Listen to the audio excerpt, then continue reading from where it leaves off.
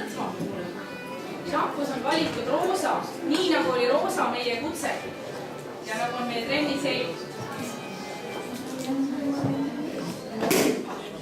Viimases trennis ma tegelikult pakkusin prouadele šampust, ütlesin, et muidu ei tule vinge välja. Ja siis need, kes olid autoga, võtsid pudeli põhjalt kaasa. Praktiline seltskond. Nii et aga palun, astuge palun.